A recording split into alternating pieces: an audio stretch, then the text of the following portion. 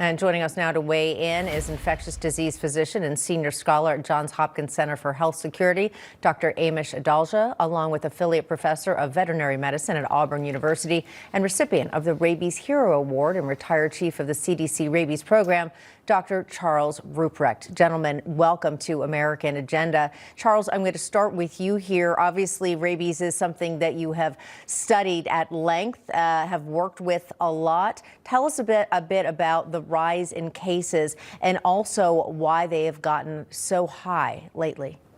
Sure, thank you. If we consider that rabies is a disease of nature, basically what that means is mammals love to lick and suck and scratch and bite, and that's how the virus is maintained in nature in either carnivores like raccoons or skunks or foxes or bats. And so as we speak, well, maybe not as we speak because it's a little cold where I'm at, but mammals are doing what comes naturally, and that's how the virus is transmitted, by bites and licks and scratches, etc.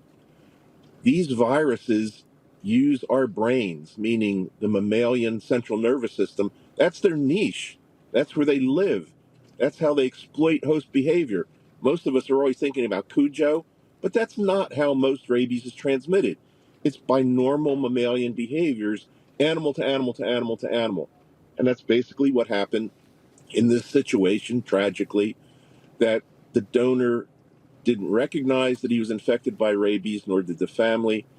And luckily, excellent public health investigations were able to discern that, unfortunately, after the recipient died, and were able to at least prevent the additional cases in those other recipients. Yeah, that was a tragedy there. Dr. Adalja, I guess we just reported that if you think you have rabies or showing symptoms, you need to get help, like, immediately. Yeah.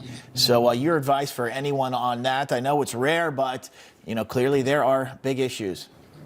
But anytime someone has an exposure to an animal, maybe they wake up in their bedroom and there's a bat there, or they're playing, a raccoon comes to them and scratches them or touches them, they need to get immediate medical attention in order to get the post-exposure prophylaxis, which is an antibody as well as the vaccine, as quickly as possible. Because as we talked about, as you talked about earlier, this is completely preventable if people get recognized early enough before symptoms start. Because if someone starts to get symptoms, there's not an effective treatment for rabies. It is almost uniformly fatal. Actually, just a few cases ever in history have ever lived. So the thing is being aware of the fact that you might be at risk for rabies because you've had some animal interaction and quickly getting linked to the post-exposure prophylaxis. We should not have rabies deaths in the United States if people were linked to post-exposure prophylaxis as quickly as possible. Wow, I admittedly did not realize that it was deadly to that extent.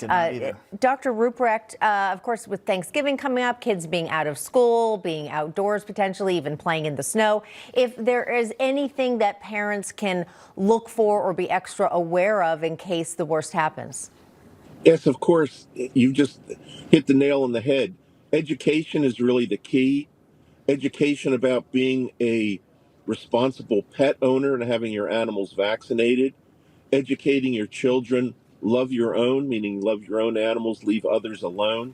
And if they see animals that they don't recognize, whether they're wild, such as a skunk or raccoon, or certainly a bat, or even a cat in their neighborhood that they don't recognize, to try not to have that normal childhood impulse to go and touch, love your own, leave others alone, and have your children notify you if they do get bitten and scratched by an unknown, either feral cat or a wild animal. I think that's great advice, and I, for one, can say that if I see a wild animal, I'm not going to go pet it. That's good, because, of course, I am of the persuasion where I'm like, oh, cute. So, okay, no more. Yeah. All right. Okay, let's stay away from it. But don't touch. All right. Gentlemen, we appreciate you both coming on the Wellness Report. Thank you.